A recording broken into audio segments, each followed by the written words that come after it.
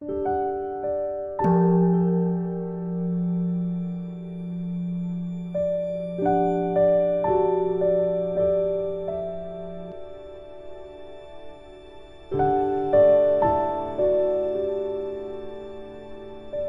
家好，很开心又到了我们一起学习广论的时间了。今天呢，我们会继续学习止观章，请大家打开广论，翻到343页，第6行。上一次我们探讨的问题呢是，如果只修止的话，只能暂时压服烦恼，并不能断除烦恼的种子，圣观才能断除。今天我们将继续探讨这个问题，然后请大家看原文。如修次中篇云：诸余缺失若为修止，唯能暂伏烦恼，不能断障，以未发生智慧光明，则定不能坏，随眠故。解深密经云：由静虑故，降伏烦恼；有般若故，善摧随眠。解释一下这一段呢，说这个引的这部论呢是修持中篇。修持中篇中呢说，这个余切失啊，如果只修习寂止的话呢，只能暂时压服烦恼，并不能呢借此断除盖障。那么没有升起智慧的光明，便无法善为消灭。注意，消灭什么呀？随眠。意思就是呢，如果只修持止的话，没有升起智慧的光明，虽然可以降服烦恼的现行，但是无法断出烦恼的随眠种子，做不到。那么随眠又出现了，前面学过到这里的同学知道什么是随眠呀？说随眠呢，什么意思呢？随眠就是躲在后面，躲在后面的意思。举个例子来说呢，就像比如说烧了火，这是我以前听上师讲的例子，就像烧了火，慢慢的变成了上面一层变成灰了，它底下呢是有火，但是从上面看起来就是好像是灰。你看到上面的时候，你看不到下面的火。这个时候你要如果用手去碰那个灰的话，哇，那会烫坏，是看不到的底下的火。随眠就是这样的，实际上这个灰下面是有火的，虽然看不到，表面上看呢，就是已经像全部都烧成灰了，就是灰一样，你是看不到底下的火。随眠就是像类似于这样底下的火一样。那么降伏烦恼的现行是什么意思呢？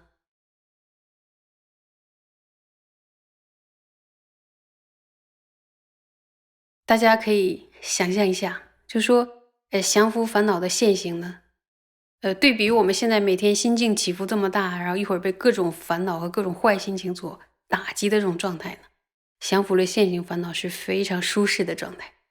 比如说我们获得了身清安啊，心清安啊，而且安住在这样的状态中。然后如果没有其他的目标的话，这种状态的人应该是非常快乐的一个人，对不对？对比于没有修成定之前，现在简直是活在天堂里，没什么现行烦恼的呀。所以呢，从根本上，我们的生活质量有极大的提高，因为没有什么坏心情了，非常非常快乐的。所以如果在最初修定的时候没有安立殊胜的动机，请问人处在这种状态中，会不会不想离开呀？就是可能滞留在这种状态之中，停滞不前，非常有可能吧。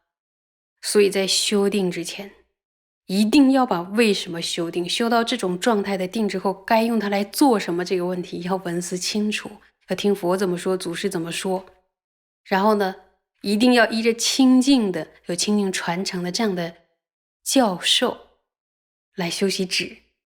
在修止前的文思，就是你能够听到清净传承的解释佛陀的这个密意，佛陀的意思到底是什么，我们才能够以正确的发心、正确的目的，然后来修习智，得定了之后知道该干什么。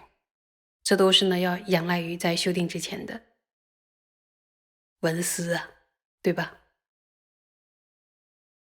那么呢，在这段修辞充编之后呢，莲花戒论师也有了一个依据，就是在解释密经中说，静虑压伏烦恼，智慧善于摧灭随眠。莲花戒论师呢，除了引用解深密经以外呢，也引了其他经典。三摩地王经亦云：虽善修正定，不能破我想，后为烦恼乱，如盛行修定。说在释迦和助理八首尊者呢，对这段经文呢有这样一个解释，说三摩地王经也有这样说了，说外道呢等，虽然他呢修持寂止的这个定，但是他只修定呢是无法破除这个我想。这里的我想呢，就是指我执。那么外道虽然也会修定，但是无法透过修定而破除我执的，因为呢无法断除我执，所以即使透过定力，让现行烦恼，注意，让现行烦恼暂不生起，暂时不生起。但是是永远都不会升起吗？不是的，是暂时。暂时的意思就之后烦恼仍会再度的升起，再度强烈的扰乱我们的心。就像谁呢？就像外道盛行再次修定一样。这里边就出现了一个人物了，说如果我们只修定的话，就会像那个人一样。那个人是谁呢？就是他是一个外道，他是一个非常努力修定的一个外道。这个外道叫圣行，也可以翻译成增上行。这个外道是印度的。那么呢，就说增上行呢，他是在这个外道呢是在佛世的时候，他呢看到佛陀非常非常了不起的功德，他就想和佛陀竞争，然后就去努力的修定他想要变得呢比佛陀还要厉害，就说他要超过佛陀，所以呢他就努力的修，努力的修，结果呢还真修成了三摩地，然后获得了身清安、心清安，甚至呢也八种静虑啊、等智啊都获得了。所以当然呢他也获得了神通吧。然后当他出定的时候呢，由于多年的这个长时间的入定，使他的头发不知道长多长，总之呢长得很长很长。老鼠干什么呢？吃掉了他的头发。想象一下，应该是吃东西应该吃的乱乱的吧。然后他出定之后一看，哇，居然升起了嗔心。就是说入定这么久，然后得了这么高的定，老鼠吃掉了头发这件事呢，其实头发剪了就可以了，他居然升起了嗔心。为什么对这样一个老鼠吃掉的头发的这样的一个境会升起这样的嗔心呢？为什么会这样？没有断除烦恼的种子随眠。虽然呢他这个烦恼并没有起现行，但是烦恼在不在？在的。就像我们举那个例子，灰下面是有火的，烦恼还在。而现在呢被那个老鼠咬头发这个劲一勾，这个烦恼就不是从灰下面的火，它直接着起来了，起现行了。所以就像如果只修定的话，就如同是这个例子一样，它虽然暂时的扶住了这个烦恼，但是呢它没有断除烦恼，还终究会变为现行。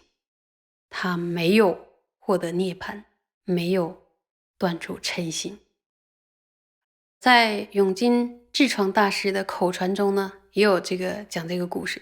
其实这个故事呢，在口传中是流传的比较广泛的，很有名的一个故事。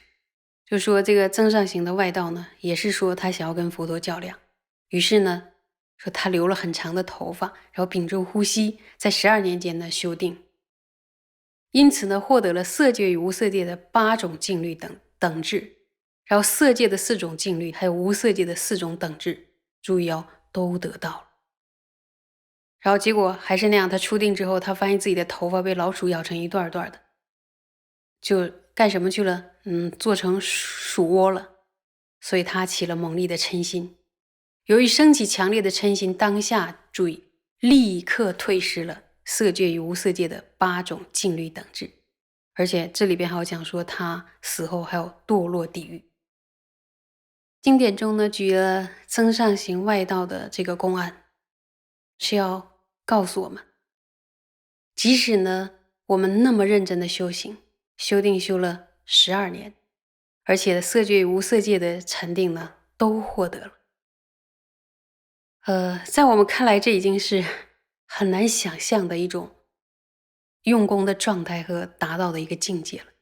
但是呢，这是一个悲剧，因为他单纯只靠修定，无法破除生死的根本我执，所以到之后遇到违缘的时候，那个违缘其实蛮小的，老鼠咬了他的头发而已，但是还是会升起烦恼，然后不仅呢退失了过去辛辛苦苦修出来的禅定，连恶道的那个因呢，在自己的相续里都没有对治掉，然后死后呢还会堕入恶趣，所以这真是一个悲剧。如果不好好的跟着佛陀祖师，然后学习正确的修习奢摩他，还有断除烦恼的种子，就害怕走上这样的路。这是呢，在经典里告诉我们，这样是不可以的。那么我们接着呢往下看原文，说若观法无我，观以善修习，是证涅盘因，非愚能寂灭。